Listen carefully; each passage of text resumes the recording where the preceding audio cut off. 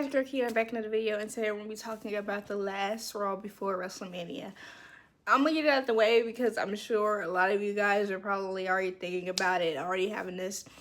It didn't really feel like a go-home show for WrestleMania, but I think we got to keep in mind also that this is the first Raw in a very, very long time before Mania that they've only had two and a half hours, you know.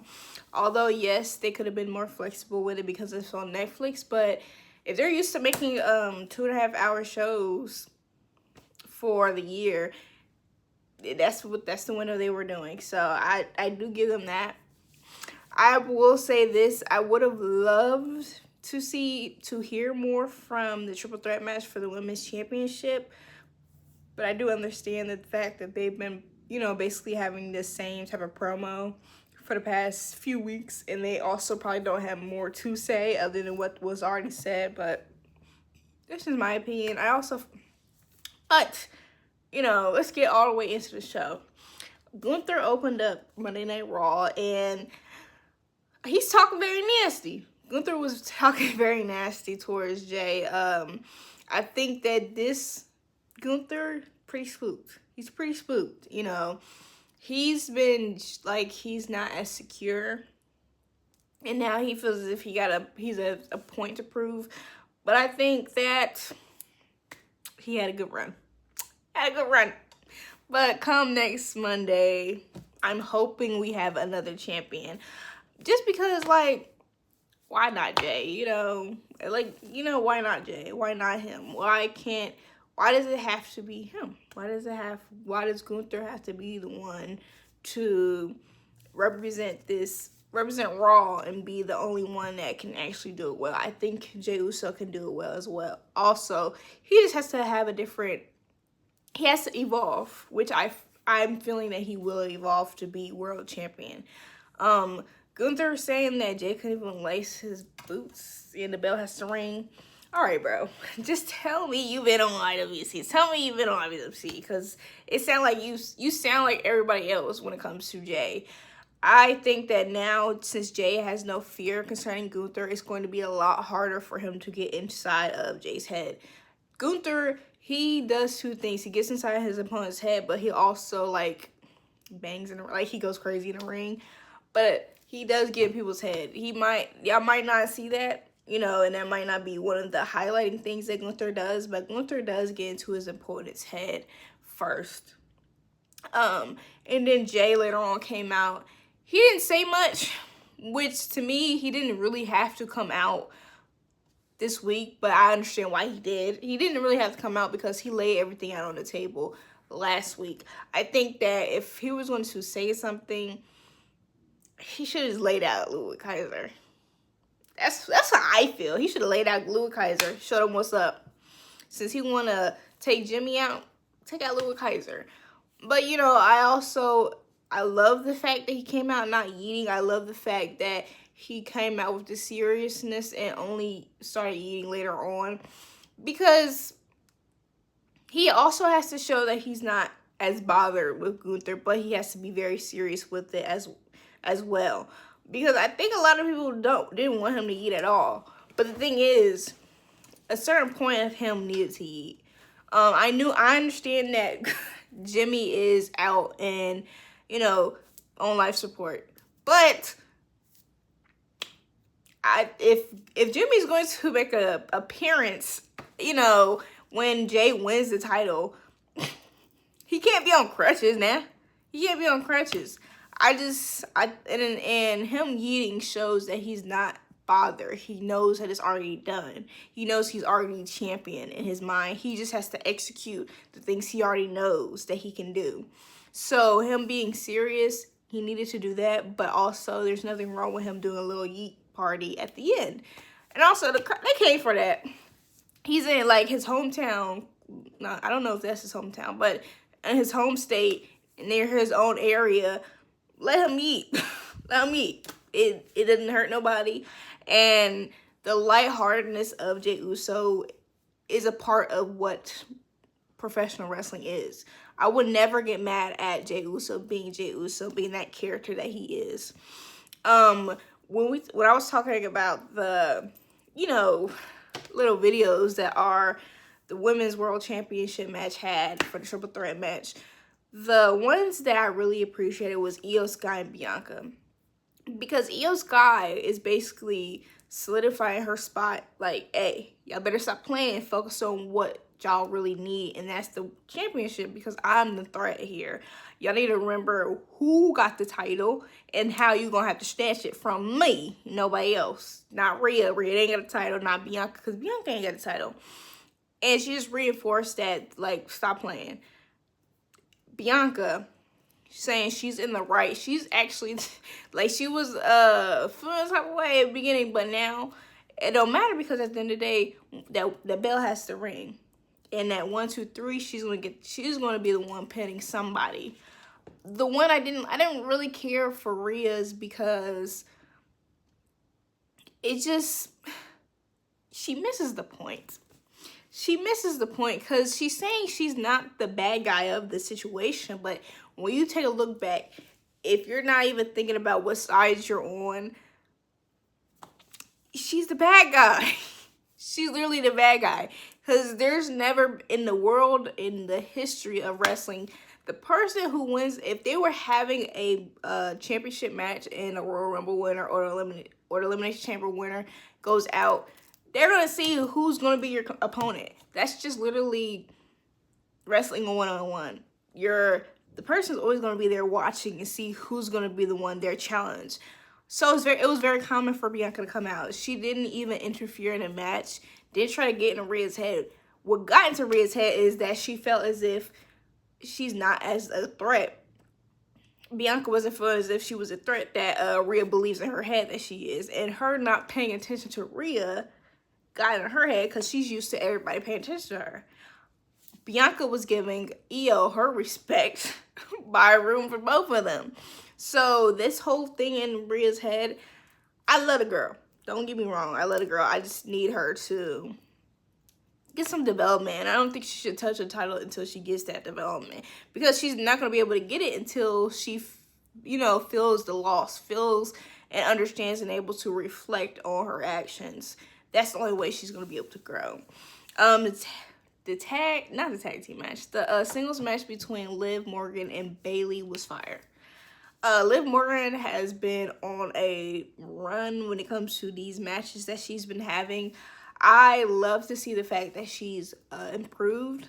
She's improved so much in that ring. As I said, I ain't a big Liv Morgan fan, but you gotta appreciate what she's been doing in the ring. She hasn't had a bad match. And the chemistry that her and Bayley have is pretty good. You can feel it. You can feel it. This tag team match that we're gonna have at WrestleMania, it's gonna be a great match. I know it is. It's just, I did want an actual tag team to go against the tag team champions, but it just sets up for the tag team I want to be tag team champions to be tag team champions down the line, and they don't have to lose on the main stage.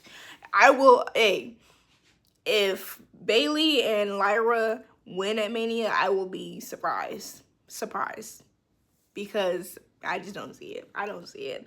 But their tag team work is amazing.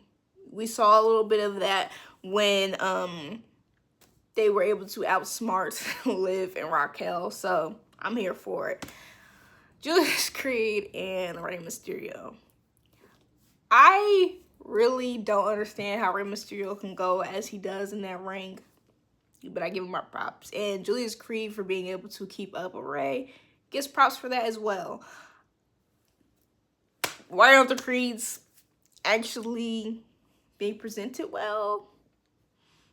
I don't know. You know what I'm saying? I don't know. But when it comes to this match with El Grande Americano and Rey Mysterio, he got to take that middle plate out of the mask, okay? Because it's not working. He done took out Rey. He took out Rey, took out the LWO last week with that plate. I don't want to see that on a grand stage. I don't want to see that at all. And I'm wondering, is that really Chad Gable? Is it going to be a twist where it's not Chad Gable? Because I don't know.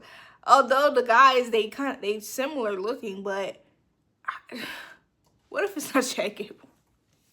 I am going to be gagged if it's not Chad Gable. I know it seems like, because like Chad Gable has the same type of outfit and everything, gear style, but could he change that fast? I don't know if he could change that fast, because he sent everybody out. I don't know if he could change that fast, but if he can, he can. I just don't want to see Ray lose. Ray's been he's been winning. He's been winning his WrestleMania. Julius Creed being as good as he was in that ring, I didn't go to the immediate thought of, oh yeah, Julius got to be in the singles soon. No, I just think that the Creed brothers both need to be presented more, because they're both good and they both work well together. They have mastered, I think they've had so much chemistry that they kind of mastered tag team action to me. They have. Even though we haven't seen them that much, they've mastered it, in my opinion. War Raiders promo was fire. Do I want them to be champion? No, I don't. I actually want the New Day to win at Mania. The New Day with this new, aggression and everything. Thank God for the New Day. Yeah, I like that. I like the sound of that. I do. Prove that you're the greatest tag team. And if not, if you can't prove it, stop saying it. So that's how I'm feeling about them. They've been doing this heel work and it's been falling flat. So the only way for me to feel as if it's not going to fall flat is if they do something. And they didn't do anything on Monday Night Raw, so they better win at Mania. A little beat down or something, that could have worked for me. I would have liked if they beat somebody down. Karrion Kross versus AJ Styles. I actually liked the match. I actually liked it a lot. I love the fact that they implement Karrion Kross into certain feuds. See that whoever Karrion Kross ends up antagonizing, things switch. Like, either things break up, things get worse, things get kind of better, so to say. So I'm here for whatever they have him do. I'm very interested in seeing if anybody's going to ever acknowledge that Karrion Kross actually played a part in it and either give him his props or want to fight him. Like, I'm just interested in seeing that. I'm not moved at all by whatever Logan wants to do at all. Like, I'm saying that again, I'm not here for it. I really love seeing Penta with the Judgment Day members, ring-wise, of course, ring-wise. Because Judgment Day kind of irritates me sometimes. But they've mastered the art of jumping. They've mastered the art of jumping. They've mastered the art of getting the things that they want. Braun Breaker being taken out a little bit before the match really made me be like, all right, let me be on the lookout. Finn Balor, to me, really... Something needs to get a little different for Finn Balor, because I see the same thing is happening for him in that ring, and I hate to say it, but that man has not won in a boot. That tag team match, sure, that was some luck happening right there, but singles wise, ain't been looking good for your boy. It ain't been looking good. Braun Breaker coming out in the middle of Finn Balor's match between Penta. Expected. He worked up shop, did a double spear. He speared both Dom and Carlito at once. Crazy work. That man has done wonders with a spear. Done wonders. But Penta was able to get one off on Braun and Finn. Which, of course, the whole thought of whoever stands tall before a big match they're the ones who lose. But I don't really feed into that all the time. I don't. So who knows? Penta may win, but I do think that there's going to be something interesting that happens with the Judgment Day after Mania. The main event segment between our main event triple threat match, I think was really interesting, but I really wanted them to go in deeper beyond the whole Paul Heyman thing. Because yes, the favor means something, the favor makes sense, but also there is deeper things. Seth Rollins taking on the lead of being the guy who saves the business, is the one who does what's best for business. It falls flat to me because Roman Reigns and CM Punk has done a lot for the business by just being them. They consistently, they show up when they are probably asked to show up when it comes to Roman. But Punk also has had a fire feud with Drew McIntyre last year. That really helped out the business. So the only one I could say that I ain't been feeling that way is Seth Rollins.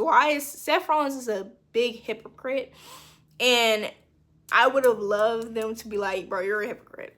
What are you talking about? Instead, Roman and Punk just both take it.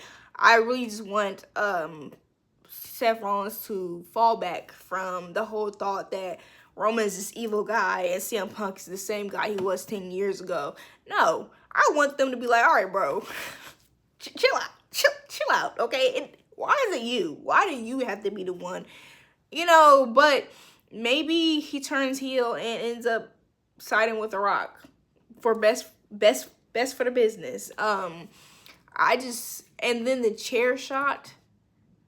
You do this chair shot that you've done, and it's best for business. The same thing that you've said before when you've done a heel turn. You're the bad guy. You're the bad guy. You're the Rhea of your storyline, because it just does not make the most sense. And Paul Heyman being the one who's in the middle of a lot of this, it really would hit more if it was just CM Punk and Roman Reigns, because Seth Rollins probably has some history with Paul behind the scenes and everything, but Paul Heyman is just there when it comes to Seth. The things is really between CM Punk and Roman Reigns. And I wanted them to powerbomb CM Punk, but with what Seth did Monday, it's going to be Seth getting powerbombed. And you can't powerbomb nobody between the table no more since they got the reinforced tables. How you going to have reinforced tables in wrestling? I don't know who's going to win that match. And this ain't a WrestleMania. That is going to be later on. But Seth Rollins needs to have a wake-up call, because you are not the savior of WWE. Nobody's giving you that title. And that's not the title that you've earned either. And that might be a little crazy, but what the proof is in the pudding. There hasn't been any proof that Seth Rollins is the savior of this business. None of that. You didn't have to take on that role. And Roman showing the side of he's being a lone wolf. I want to see more of that. I want to see him actually be there after WrestleMania. I want him to really actually interact with his tribe, since he's a tribal chief. But other than that, Raw was good. SmackDown may hype me up more. I'm here for Mania though. I'm here for the pageantry. I'm here for everything about it. But y'all let me know how you guys feel about Raw. Please like, comment, share, and subscribe. And I see you guys next time. Bye.